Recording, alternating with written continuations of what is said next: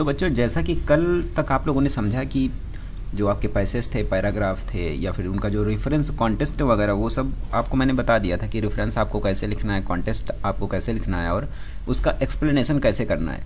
लेकिन आज हम देखते हैं जो क्वेश्चन आपके दिए जाते हैं, जैसे आपके ये 30 वर्ड्स क्वेश्चन होते हैं और उसके बाद आपके जैसे लॉन्ग टाइप जो क्वेश्चन होते हैं, ये शॉर्ट टाइप क्वेश्चन होते हैं आपके जो नो मोर देन 30 वर्ड्स होते हैं, यानी कि उनको 30 शब्दों से ज़्यादा नहीं लिखना होता है, या फिर 30 शब्द, या फिर आपके 25 30, ये इस टाइप जो भी शब्द। देखिए, उसमें आपको शब्दों को गिनना नहीं। सबसे पहले शॉर्ट टाइप क्वेश्चन लिखने का ये तरीका होता है कि शब्दों को आपको गिनना नहीं उसमें, कि नहीं सर अब मेरे 30 शब्द हो गए या फिर 25 शब्द हो गए, अब तो मैं आगे तो अब नहीं लिखूंगा। तो ये आपको नहीं करना है। आपको सिर्फ उसका प्रॉपर आंसर देना है। जो आपको क्वेश्चन दिया जाएगा उसका आपको आंसर देना है। आपका आंसर का कितने में भी खत्म हो सकता है, आपका 25 वर्ड में भी खत्म हो सकता है, 30 वर्ड में भी खत्म, या फिर उसका 35 वर्ड तक भी जा सकता है।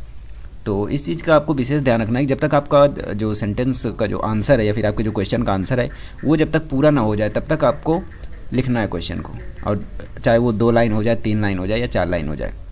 तो ये आपने समझ लिया। कल तक हम लोगों ने देखिए अभी जो चैप्टर का पैराग्राफ और ये सब कुछ, मैंने ये सारी चीज़ कम से कम चैप्टर में आधी चीज़ें मैंने आपको बता दी कि भाई पैराग्राफ तक आप समझो कि वही एग्ज़ाम में पैराग्राफ आता है, उसके बाद इसके क्वेश्चन आंसर जो चैप्टर दिया होता है तो उसके क्वेश्चन आंसर आते हैं। सबसे पहले मैंने आपको क्या बताया था कि आपको चैप्टर को ठीक बहुत अच्छे से ध्यान से पढ़ना है, क्योंकि अगर आप चैप्टर को ध्यान से नहीं पढ़ोगे तो फिर आपको उसका अर्थ नहीं पता चलेगा और आपको उसकी स्टोरी पता नहीं चलेगी कि चैप्टर ये क्या कहना चाहता है, चैप्टर क्या कहना चाहता है, कि इसमें से किस बारे में स्टोरी दी गई। अगर आपको स्टोरी पता है तो आप कैसे भी करके जो क्वेश्चन होते हैं उनके आंसर दे देंगे और वो आपको समझ में आ जाएंगे कि कौन सा आंसर कब देना है और कैसे देना है। ठीक है, तो आंसर को देने के लिए आपको सबसे जो इम्पोर्टेंट रूल है वो ये है कि आपको चैप्टर को बहुत ही ध्यान से समझना है। अगर आपने अभी तक चैप्टर को ध्यान से नहीं समझा या फिर नहीं पढ़ा तो आप जाके पीछे वीडियोस में देख लीजिए जाके और चैप्टर को ध्यान से पढ़ लीजिए। आप एक चैप्टर पढ़ के देखिए पूरा कि आपको समझ में आता है नहीं आता। अगर नहीं आता तो आप मुझे बताइए कि नहीं सर ऐसे नहीं आ रहा है, तो जिस टाइप से तुमको आए फिर मैं दूसरा तरीका अपनाऊँगा कि कैसे तुमको समझ में आता है। ठीक है, सबसे पहले देखिए हम क्या देख रहे थे यहाँ पर। सबसे पहले हम लोग यहाँ पर देख रहे हैं यूपी बोर्ड क्लास 12th की क्लासेस चल रही हैं आपकी इंग्लिश की। जो इंग्लिश प्रोज है उसे मैं पढ़ा रहा हूँ, पोएट्री को अभी मैं बाद में पढ़ाऊँगा जब ये एक चैप्टर कंप्लीट हो जाएगा।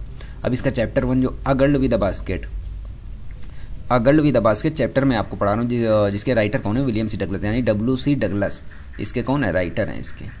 ठीक है, और ये आज इसका पार्ट 5 है। पार्ट 5 में आज हम लोग क्या देखेंगे, इसके जो शॉर्ट टाइप जो क्वेश्चन आंसर होते हैं, जैसे 30 वर्ड मैंने अभी थोड़ी देर पहले आपको बताया कि शॉर्ट टाइप क्वेश्चन आंसर क्या होते हैं।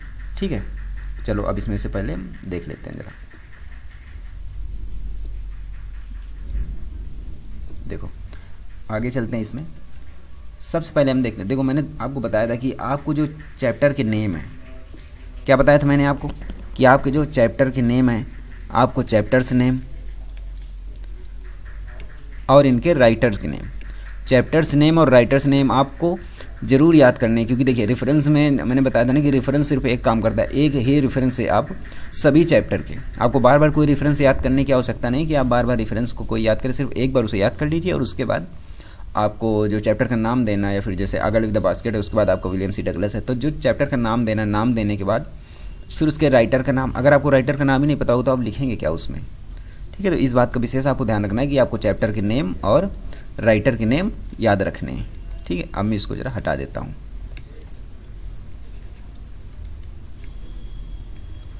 इसको यहां से हटा देता हूं, फिर उसके बाद आपको बताता हूं क्वेश्चंस कि आपको देखिए जो शॉर्ट टाइप क्वेश्चन होते हैं तो क्वेश्चन आपको कैसे लिखने हैं। मैं आपको क्वेश्चन से ही आंसर निकालना बताऊंगा, क्वेश्चन से आंसर आपको कैसे निकालना है। ऐसे तो आपने बहुत देखा होगा कि ठीक है क्वेश्चन लिख दे, उसके बाद आप लोग क्या करते हैं, पहले क्वेश्चन देखे तो उसके बाद आप उसके आंसर याद करते हैं, यानी कि रटते हैं आंसर को कि हाँ what is the girl, what is the girl, what is, ऐसे करके नहीं। इस टाइप से आपको बिल्कुल भी नहीं रटना है, क्योंकि अगर इस टाइप से आप रटोगे तो आप क्वेश्चन नहीं कर पाओगे। रटने से हम कहें ठीक है आपने 10 क्वेश्चन रट लिए, आपने 20 क्वेश्चन, 25 क्वेश्चन या फिर 30 क्वेश्चन आपने रट लिए, लेकिन अगर वहाँ से बाहर से आ गए या फिर कोई नया क्वेश्चन आपको दे दिया गया तो आप क्या करोगे। तो वही मैं आपको बताऊंगा कि क्वेश्चन कुछ भी हो, क्वेश्चन से ही आपको आंसर कैसे बनाना है। इसीलिए मैं कहता हूँ कि चैप्टर को ध्यान से समझो। चलो ठीक है, आते हैं अगले क्वेश्चन पे। देखो आपको सबसे पहले क्वेश्चन क्या दिया गया है कि where was the writer going from the palace did he begin. देखिए सबसे पहले इसका अर्थ निकाल लेंगे। अर्थ इसका क्या होगा कि where was the writer going, where was the writer going, यानी लेखक कहाँ जा रहा था, from the palace did he begin, और उसने कहाँ से प्रारंभ किया था। अब देखिए इसी के जो क्वेश्चन आपको दिया गया, इसी क्वेश्चन से हम लोग आंसर निकालेंगे। आंसर इसका देख लेते हैं। देखो, the author was going from New Delhi to Ranikhet. क्या कह रहे, द आथर, देखिए यहाँ पर जैसे आपने देखा कि यहाँ पर ऑथर दिया गया, अब आपको ऑथर दे दिया गया तो आपका दिमाग खराब होगा कि अभी ऊपर तो इसने राइटर लिखा है, नीचे ऑथर का लिख दिया, तो इसमें दिमाग खराब होने जैसी कोई बात नहीं। देखिए ऑथर और राइटर एक ही बात होती है, आप इसको राइटर भी लिख देंगे तो भी यहाँ पर गलत नहीं होगा, ठीक है। अगर आप ऑथर को राइटर भी लिख देंगे तो भी गलत नहीं होगा। इसमें ज़्यादा ये नहीं है कि नहीं तुम्हारी धड़कनें बढ़ जाएँ, कह रहे यहाँ तो ऑथर लिख दिया गया, ऊपर राइटर लिखा, ये कैसे हो गया, ये कोई नई चीज़ आ गई, तो ये कोई नई चीज़ नहीं है। इसमें क्या लिखा, द ऑथर या the writer was going from New Delhi to Ranikhet. जो राइटर है, जो लेखक है आपका, देखिए अब यहाँ पर ये आपका जो क्वेश्चन यहाँ पर देखिए, ये क्वेश्चन आपका यहाँ पर ये क्या पूछ रहा है, देखिए the writer, what was the writer going, लेखक कहाँ जा रहा है, तो उसी का आंसर यहाँ पर दिया गया, यहाँ से आपका ये आंसर उठाया गया है, ठीक है। वेयर वाज तो आपका ये तो आपका क्वेश्चन मार्क में चला गया, वेयर वाज हट गया वहाँ से, ठीक है। क्वेश्चन यहाँ से उठाया गया आपका कि द राइटर गोइंग, ठीक है।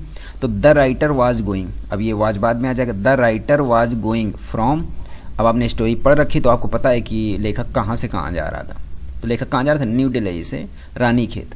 The author was going from New Delhi to Ranikhet, ठीक है। उसके बाद आगे आपका क्या लिखा कि आ हिल स्टेशन, फिर अगर आप सिर्फ यही लिखेंगे कि the author was going from New Delhi to Ranikhet, तो इसमें फिर आप कितना, ये आपका आंसर पूरा नहीं हुआ। तो इसके आगे कॉमा लगा के क्या जोड़ते हैं कि a hill station on the Himalayas, New Delhi to Ranikhet, Ranikhet जा रहा है, नई दिल्ली से रानीखेत जा रहा है। A hill station on the Himalaya, जो हिमालय पर एक हिल स्टेशन है, ठीक है। He travelled up to Bareilly by train, after which by car to Ranikhet, ठीक है। ही ट्रेवल्ड अप टू, देखिए ये तो फिर इसमें देखिए मैं आपको थोड़ा सा हाईलाइट करके बता देता हूँ, हाईलाइट करके बता देता हूँ आपको कि कैसे करना है। देखिए जैसे यहाँ पर आपको देखिए, the author was going from New Delhi to Ranikhet, a hill station on the Himalayas, he travelled up to Bareilly by train, वो बरेली तक यात्रा करेगा काय से, ट्रेन से। उसके बाद after which by car to Ranikhet, उसके बाद कार से रानीखेत तक। मैंने आपको जब शुरू में लेसन सबसे स्टार्ट किया था आपका लेसन, तो मैंने वहीं पे आपको इस लाइन का अर्थ बताया था और इसकी मीनिंग भी बताई थी सभी, तो वो आपको याद रखना चाहिए कि मैंने क्या बताया था, वही आपके क्वेश्चन में आपको आएगा आंसर लिखने के लिए। जो भी आता है वो चैप्टर से ही आता है, चैप्टर के बाहर से कुछ भी नहीं आता है, ठीक है। तो इसका आंसर आपको समझ में आ गया होगा कि the writer was going from the New Delhi to Ranikhet, a hill station on the Himalayas, he travelled up to Bareilly by train, after which by car to Ranikhet. पहले वो बरेली तक ट्रेन से जाएगा और उसके बाद कार से रानीखेत जाएगा। चलिए उसके बाद देखते हैं अगला क्वेश्चन। अगला क्वेश्चन आपको क्या दिया गया है कि what did the writer do to get a feel of the pulse of the nation, what did the writer do to get a feel of the pulse of the nation. अब इसका अर्थ क्या है, इसका अर्थ है कि लेखक ने लोगों की भावनाओं को जानने के लिए क्या किया। What did the writer do to get a feel of the pulse of the nation, लेखक ने लोगों की भावनाओं को जानने के लिए क्या किया। तो इसका आंसर क्या होगा, the writer got down from his compartment at each stoppage. अब इसमें आपको बताना है कि द राइटर, देखिए लेखक बॉट डाउन उतरता था फ्रॉम हिज कंपार्टमेंट, अपने कंपार्टमेंट से या अपने डिब्बे से, एट ईच स्टॉपेज, प्रत्येक स्टॉपेज पर, या प्रत्येक जो रुकने का, गाड़ी स्टॉपेज क्या होता है, गाड़ी के रुकने का स्थान, गाड़ी के रुकने का जो स्थान होता है, प्रत्येक स्टॉपेज पर लेखक क्या करता था, रुकता था।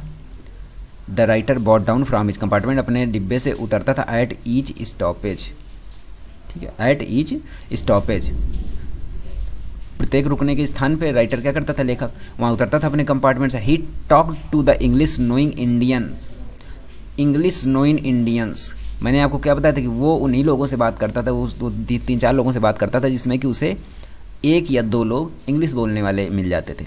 ही talked to the English knowing Indians on his journey, उसने बातचीत की अंग्रेजी जानने वाले भारतीय लोगों से अपनी यात्रा के दौरान उसने बातचीत की।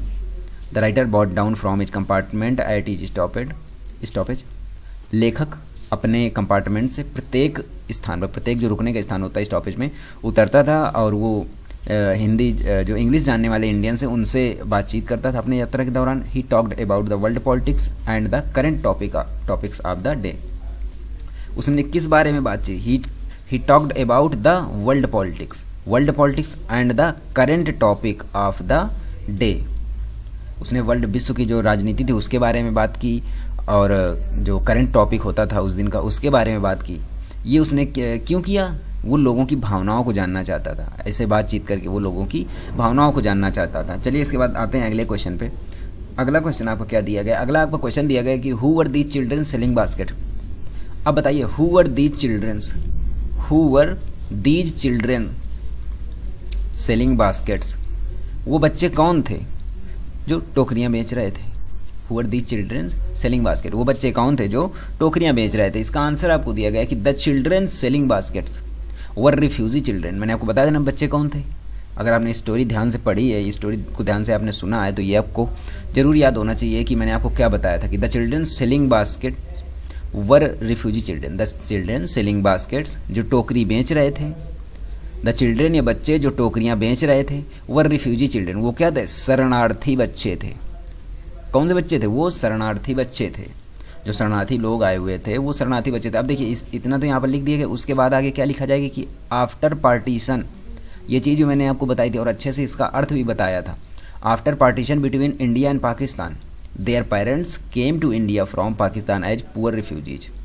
जब विभाजन हुआ, जब इंडिया और पाकिस्तान का विभाजन हुआ है, देखिए after partition between India and Pakistan, जब इंडिया और पाकिस्तान का विभाजन हुआ है, their parents came to India from Pakistan as poor refugees.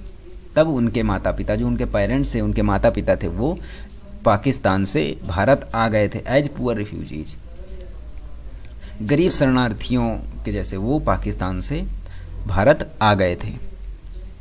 ये बात समझ में आई आपकी कि जो बच्चे, जो चिल्ड्रन, जो बच्चे बास्केट टोकरियां बेच रहे थे वो कौन थे? ये अर्थ आपको समझ में आ गया। चलिए उसके बाद देखते हैं आपका अगला question.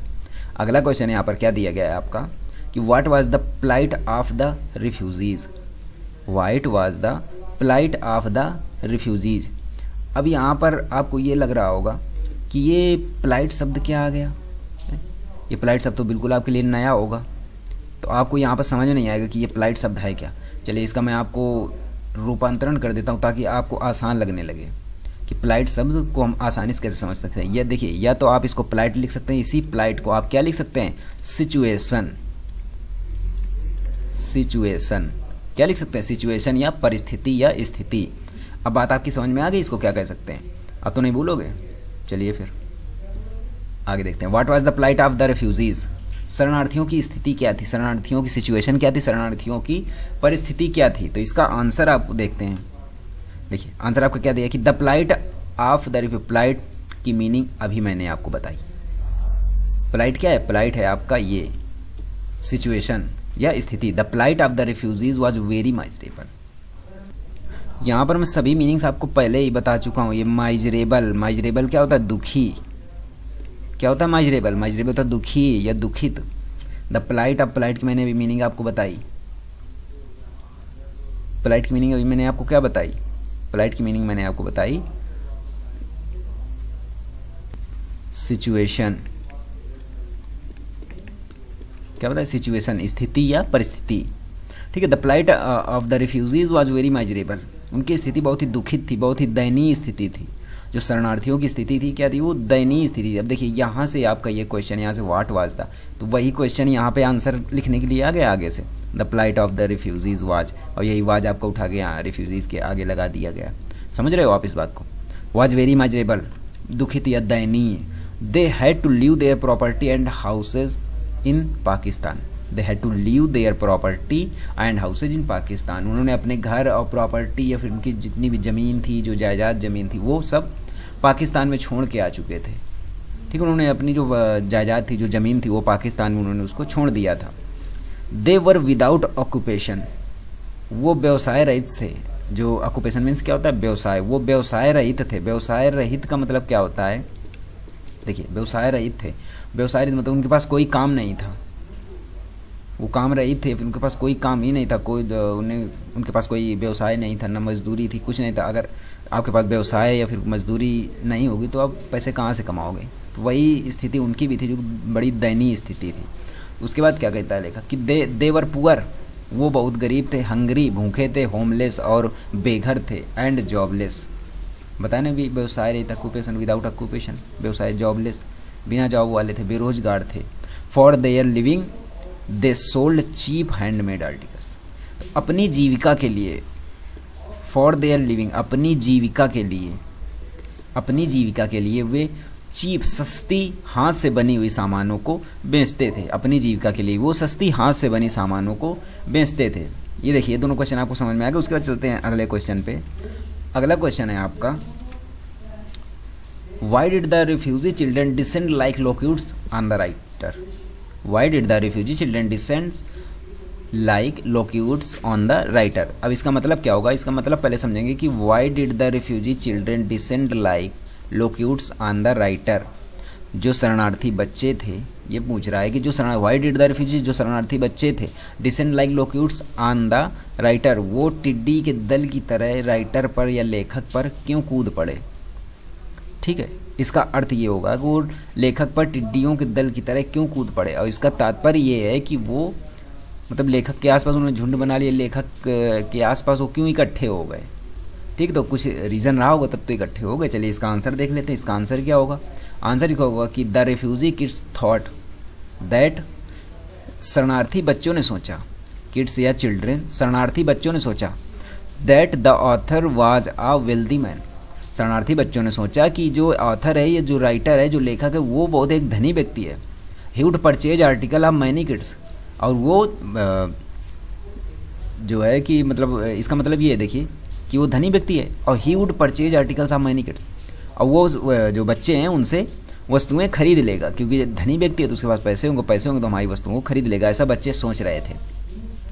So that they descended on him like locusts, इसीलिए वो राइटर पर चढ़ गए लोक्यूट्स, किसकी, टिड्डियों की दल की तरह। इसीलिए वो एकदम पूरी तरह से उन्होंने घेर लिया था राइटर को। मैंने बताया नहीं था अर्थ में आपको कि उन्होंने राइटर को पूरी तरह से घेर लिया था कि मेरी सामान ले लो, ये मेरी टोकरी ले लो, और मेरी जो भी सामान उन्होंने बनाई थी, हाथ से बनी हुई जो चीज़ें थी, उनकी पंखे ले लो मेरे, ये सब। उन्हें लगा कि जो राइटर है वो काफ़ी धनी व्यक्ति है, इस वजह से वो टिड्डियों की दल के तरह उनके ऊपर टूट पड़े थे, लेखक के ऊपर। चलिए इसके बाद आपका अगला क्वेश्चन आता है। अगला क्वेश्चन है आपका कि which seller among the children drew the writer's attention most and why. अब इसका अर्थ क्या होगा, which seller among the children drew the writer's attention most and why. तो विच सेलर, किस सेलर ने, किस विक्रेता ने, बच्चों के बीच में किस विक्रेता ने लेखक का ध्यान अपनी ओर सबसे अधिक खींचा। जो बच्चे थे तो बच्चों के बीच में किस सेलर ने, किस विक्रेता ने लेखक का ध्यान अपनी तरफ खींचा, किस तरफ लेखक का ध्यान गया था। तो कॉमन सी बात है, अगर आपने स्टोरी सही से समझ रखी है तो आपको तुरंत आप बोल देंगे कि नहीं सर, जो लड़की थी, जो छोटी बच्ची थी, 9 साल की जो छोटी बच्ची थी, उसकी तरफ ध्यान खींचा लेखक का। तो चलिए अब इसका आंसर देख लेते हैं। आंसर क्या, देखिए, a 9 year old beautiful girl, वहीं से आपका आंसर शुरू होता है। Which seller among the children drew the writer's, तो आ 9 ईयर ओल्ड बताएंगे उनको कि आ 9 ईयर, एक 9 वर्ष की लड़की, क्योंकि हमने पढ़ रखा है तो पता होगा कि नहीं भाई 9 साल की लड़की, तो तुरंत आप एग्जामिनर को बताएंगे कि नहीं सर, बताएंगे कि मतलब लिखेंगे इसमें, आ 9 year old beautiful girl Drew the writer's attention. एक 9 वर्ष की सुंदर लड़की ने, जो लेखक है, उसका ध्यान अपनी ओर खींचा। She did so because she was beautiful, उसने वो ऐसा इस वजह से कर पाई बिकॉज, क्योंकि वह सुंदर थी, डिलीजेंट थी यानी मेहनती थी, एंड एग्रेसिव और आक्रामक थी। कैसी थी, 9 year old beautiful girl Drew the writer's attention, एक 9 वर्ष की लड़की ने लेखक का ध्यान अपनी ओर खींचा। She did so because she was, वो ऐसा इस वजह से कर पाई क्योंकि वो बहुत खूबसूरत थी, मेहनती थी और आक्रामक थी। हर tears and voice impressed him most, उसकी जो उसके आंसू और उसकी आवाज़ ने लेखक को बहुत इम्प्रेस किया, यानी लेखक उसकी आवाज़ और जो उसके आंसू हैं उनसे वो इम्प्रेस हो गया। अब आपको इसका आंसर समझ में आया कि विच सेलर एमंग द, इसका आंसर आपको समझ में आ गया होगा अच्छे से। देखिए आंसर को हमेशा क्वेश्चन से ही उठाना है, क्वेश्चन से ही आप आंसर उठाएंगे तभी आपको पता चल पाएगा कि नहीं ये किस क्वेश्चन का आंसर है और इसका आंसर कैसे बनेगा। अगर आप सोचेंगे कि मैं रट के चला जाऊँ या फिर उसको बस याद कर लूँगा आंसर, तो आंसर आपको याद करने में बहुत दिक्कत होगी, बहुत प्रॉब्लम के सामना प्रॉब्लम का करना पड़ेगा आपको, क्योंकि आप याद नहीं कर पाओगे ना। आप कितने क्वेश्चन याद रखोगे, आपके 5 चैप्टर्स में से आपके काफ़ी सारे क्वेश्चन होंगे, तो आप कितने क्वेश्चन याद कर लूँगा, फिर वहाँ पर अगर बदल के क्वेश्चन नया क्वेश्चन आ गया तो आप कैसे करोगे, ठीक है। तो इस बात का ध्यान रखना। चलिए चलते हैं आपके अगले क्वेश्चन पे। अगला क्वेश्चन आपका क्या दिया गया है कि what were the children selling at the railway station according to the writer, why were they doing so. What were the children selling at the railway station according to the writer, what were the children, बच्चे क्या cell कर रहे थे या क्या बेच रहे थे एट द रेलवे स्टेशन, यानी लेखक के अनुसार बच्चे रेलवे स्टेशन पर क्या बेच रहे थे। आपको पता ही क्या बेच रहे थे। आगे देखते हैं क्या लिखा है, वाई वर दे डूइंग सो, वो ऐसा क्यों कर रहे थे। लेखक के अनुसार बच्चे रेलवे स्टेशन पर क्या बेच रहे थे और वो ऐसा क्यों कर रहे थे। अब हम लोगों को इसका आंसर देना है। तो चलिए इसका आंसर कैसे देंगे, मैंने आपको बताया है कि what were the children selling at the railway station according to the writer, ये आपका क्वेश्चन होगा। अब यहाँ से व्हाट से क्वेश्चन शुरू होता है तो व्हाट को हम यहाँ से हटाएंगे, यहाँ से आपका आंसर पकड़ेंगे, आपका आंसर यहाँ शुरू होगा। या फिर आप चाहें तो अपना आंसर यहाँ शुरू कर सकते हैं अकॉर्डिंग टू द राइटर से, ठीक है। चलिए आपका आंसर हम शुरू करते हैं अकॉर्डिंग टू द राइटर से। तो अकॉर्डिंग टू द राइटर, लेखक के अनुसार, द चिल्ड्रन, देखिए यहाँ से इसका आंसर शुरू हो गया, द चिल्ड्रन वर सेलिंग, ये वर आपका आ गया आगे, ठीक है। द चिल्ड्रन से आपका आंसर शुरू हो, वर आपका आगे आ गया। The children were selling the handmade basket at a railway station according to the writer, लेखक के अनुसार बच्चे हैंडमेड, हाथों से बनी हुई टोकरियाँ रेलवे स्टेशन पर बेच रहे थे। देखो क्वेश्चन से पूरा आंसर बन गया आपका। उसके बाद वाई वर दे डूइंग सो, अब इसका आंसर देखते हैं। देखो दे से शुरू करते हैं, they were doing this for their livelihood, अपनी जीविका के लिए वो ये कर रहे थे। वो ऐसा क्यों कर रहे थे, वो ऐसा कर रहे थे अपनी जीविका के लिए। अब आपको बात समझ में आई कि वो ऐसा क्यों कर रहे थे। तो इस क्वेश्चन का आपको आंसर अच्छे से समझ में आया कि राइटर, देखो यहाँ से पूरा क्वेश्चन में ही आपका आंसर छुपा हुआ है, बस आपको उसे ढूंढ के निकालना है। वो छिपा हुआ होता है, बस आप उसको मन की आंखों से नहीं देख पाते हो ना, उसको आंसर की नज़र से नहीं देख पाते हो। अगर आप उसको आंसर की नज़र से देख लो, आपका क्वेश्चन में ही आंसर छिपा होता है। जैसे कि मैंने आपको बता भी दिया कि देखो ये अकॉर्डिंग टू द राइटर, आपको देखो क्वेश्चन आप खुद देख लीजिए ना कि what were the children selling at the railway station according to the writer. तो अकॉर्डिंग टू द राइटर यहाँ शुरू किया हमने, अकॉर्डिंग टू द राइटर, और उसके बाद आपका क्या आता है कि व्हाट वर द चिल्ड्रन, तो अकॉर्डिंग टू द राइटर यहाँ पर लगा दिया आपका कॉमा। उसके बाद the children were selling the handmade basket at a railway station, the children were selling the handmade basket. यहाँ पर सिर्फ आपने हैंडमेड बास्केट ही तो लिखा। अब क्या ये चीज़ आपको याद करना बहुत कठिन है कि वो हाथों से बनी हुई टोकरियाँ रेलवे स्टेशन पर बेच रहे थे। They were doing this for their livelihood, तो दे वर डूइंग दिस। अब यहाँ पर सिर्फ आपको ये 3 लाइनें ही तो याद करनी है, तो आपको एक आंसर लिखने में सिर्फ यही आपको 6 शब्द ही तो याद करने पड़े, और 6 शब्दों से आपने 30 शब्द का आंसर बना दिया। तो इस तरह से इसको बनाया जाता है, ठीक है। फॉर देयर लिवलीहुड, अपनी जीविका चलाने के लिए वो ऐसा कर रहे थे। चलिए अब अगला क्वेश्चन देख लेते हैं। अगला क्वेश्चन आपका क्या दिया गया है कि what force the writer to buy the little girl's basket, ये यहाँ पर एपॉस्ट्रोफी एस लगेगा। What force the writer to buy the little girl's basket, ठीक है। यहाँ पर एपॉस्ट्रोफी एस, इसको ध्यान रखना है, एपॉस्ट्रोफी एस लगेगा। शायद टाइप करने वाले पे ने कोई गलती कर दी है ख्याल से, चलिए कोई नहीं। What force the writer to buy the little girl's basket, किस चीज़ ने फोर्स किया, किस चीज़ ने लेखक को फोर्स किया, मतलब वो क्या ऐसी चीज़ थी या फिर कौन सी भावना थी, या फिर आप उसको कुछ भी समझ सकते हैं।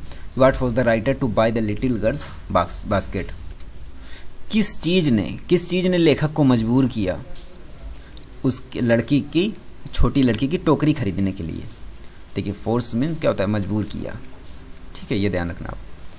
What force the writer to buy the little girl's basket, छोटी लड़की की टोकरी खरीदने के लिए किस चीज़ ने लेखक को फोर्स किया या मजबूर किया। तो इसका आंसर देख लेते हैं। देखिए इसी से इसका आंसर बनेगा, the author wanted to help the girl. इसमें मैंने आपको स्टोरी क्या बताई थी कि जो लेखक था वो लड़की की मदद करना चाहता था। द ऑथर वांटेड टू, देखिए ऑथर पे यहाँ पर देखिए अब ऊपर राइटर लिखा है, यहाँ पर ऑथर, तो आपको उसमें मचलने तड़पने वाली कोई बात नहीं कि आप एकदम से आपका दिल दहल गया कि अरे यहाँ तो राइटर लिखा है, यहाँ ऑथर लिखा है ना, तो ये दिल दहलाने वाली कोई चीज़ नहीं है। The author wanted to help the girl, जो ऑथर है, जो लेखक है, वो लड़की की सहायता करना चाहता है, ठीक है। जो लेखक है आपका वो लड़की की सहायता करना चाहता था, but could not buy more articles so he offered gratuity as substitute, किंतु वो नहीं खरीद सकता मोर सामान, आर्टिकल्स मीन्स क्या, सामान, जो सामग्री या सामान जो भी है उसकी टोकरियाँ, पंखे, तो वो ज़्यादा सामान नहीं खरीद सकता है। सो ही ऑफर्ड, इस वजह से उसने ऑफ़र किया ग्रेचुइटी, बहुत ही आग्रह से। उसने विकल्प के रूप में एक विकल्प, देखिए सब्स्टिट्यूट, सब्स्टिट्यूट मीन्स क्या होता है आपका, सब्स्टिट्यूट मीन्स होता है आपका विकल्प। विकल्प उसने उपहार, ग्रेचुइटी यानी कि उपहार देने के लिए उसने ऑफर्ड किया, उसने प्रस्ताव रखा कि वो उसको सब्स्टिट्यूट के रूप में, एक विकल्प के रूप में उसे उपहार देगा, यानी कि उसके सामान नहीं खरीद सकता किंतु वो उसे उपहार देगा या उसे गिफ्ट देगा। मैंने बताया था ना कि एज ए गिफ्ट, जो मैंने आपको समझाया था रिफ्रेश और उसमें एक्सप्लेनेशन में, तो यहीं पर लेखक यही कह रहा है, ठीक है। विच सी डिड नॉट लाइक, जो कि उसने पसंद नहीं किया, जो कि लड़की ने पसंद नहीं किया। लेखक ने सोचा कि मैं इसको कुछ उपहार स्वरूप या फिर इसके विकल्प के रूप में, ताकि इसको खाने के लिए हो जाए, इसको पैसे मिल जाए, सामान तो मैं खरीद नहीं सकता हूँ, तो उसने सोचा कि मैं इसको एज ए गिफ्ट दे देता हूँ कुछ। But which she did not like, जो कि लड़की ने क्या किया, पसंद नहीं किया, फिर उसने नहीं लिया, उसने वापस नहीं कर दिया था। जब उसने मैंने आपको बताया था कि उसने अपनी चीनी, अपनी ठुड्डी उठाई, अपना सर उठाया और टोकरी से पैसे निकाल कर लेखक को वापस कर दिए थे।